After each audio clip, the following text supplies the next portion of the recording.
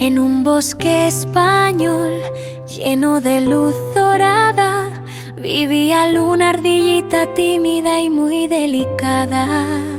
Saltaba despacito, sin hacer casi ruido, soñando con amigos y un gran árbol querido.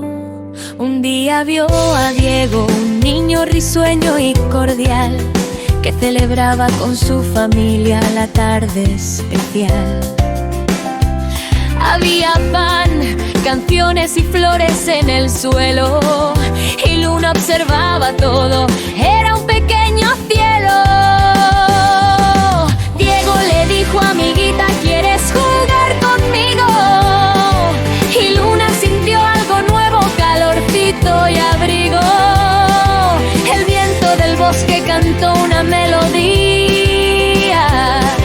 una magia suave que llenó su día.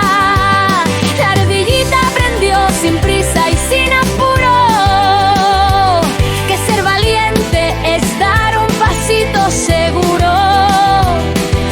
El bosque entero brilló con su alegría, como en fiestas españolas de luz y armonía. Desde entonces Luna salta sin miedo, saluda a las flores, al río y al sendero, porque descubrió con Diego a su lado que los amigos hacen el camino encantado. Y así termina este cuento suave y sincero de una ardillita tímida que encontró un compañero. Un mensaje dulce como abrazo verdadero. Si compartes tu luz, el mundo se vuelve entero. Diego le dijo: amiguita, ¿quieres jugar conmigo? Y Luna sintió algo nuevo, calorcito y abrigo. El viento del bosque cantó una melodía, una magia suave que llenó su día.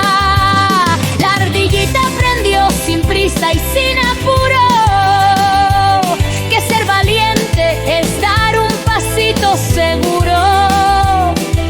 El bosque entero brilló con su alegría, como en fiestas españolas de gusto.